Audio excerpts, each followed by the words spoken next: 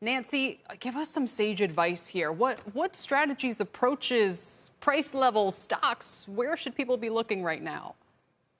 Well, thanks, Kelly. As a young portfolio manager, I cut my teeth on Black Monday when the market was down 22.5% in one day.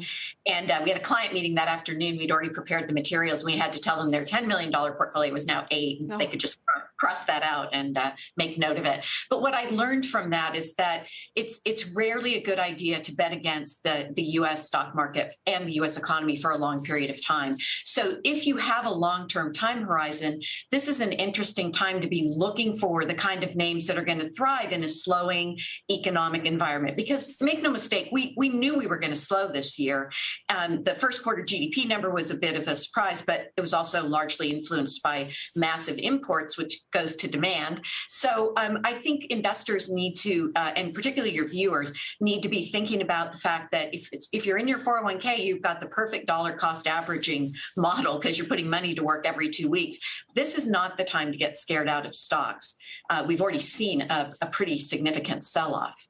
So on that note, one of the things I've been mulling, curious for your thoughts here, is the Fed can be very aggressive in fighting inflation now. And one way or the other, it looks like near term, I don't know if you want to call it a recession, whatever, it's a recession in real terms, whatever you want to call it.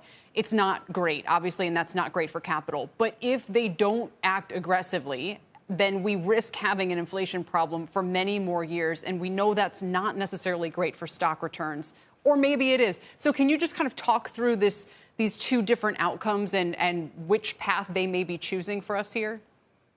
Yeah, well, I think sadly the policy mistake was already made. And I was a little taken aback when the Fed chair said yesterday that they were acting so that inflation wouldn't become entrenched. I mean, it's here. And the sticky inflation number by the Atlanta Fed is between 4.5% to 5%. So that's the portion of inflation that takes a long time to change. So think rents, healthcare costs that get embedded in the system. And so I think the best thing they could do would be stop talking. That quiet period was when we saw the market rally. B, front end load the increase, the rate hikes. I don't know why he took 75 basis points off the table. I've invested during periods when the Fed was raising 75, sometimes bullish for stocks. It just depends on the underlying economic environment. And then I think if they back off some and we can get Washington not to stop spending money, I do think that this will sort itself out. Still have a healthy job market. We're still seeing growth at the earnings level. I mean, I was astonished at how good earnings were this last quarter. Really? And guidance was raised. Yes. You were astonished how good they were? Because it felt to us like one train wreck after another. You want to just offer on the way out here a couple of names or sectors in particular you think people could pick up?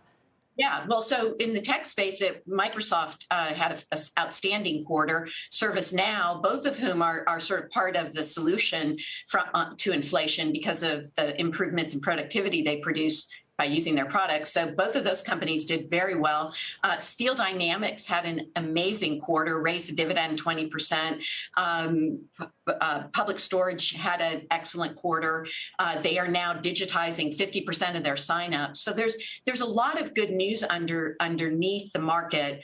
It's the names the more speculative names that had a difficult time this quarter. But if you just go through and look at sort of some of the staples, Coke had a great quarter, and I'm trying to think of others, but that's a pretty good list right there. That is a pretty good list right there. And a reminder that it hasn't all been bad news. I mean, even in the housing area, there were Sherwin-Williams. There were several little bright spots. Nancy, Thank you. Thanks for joining us on a day like this, especially.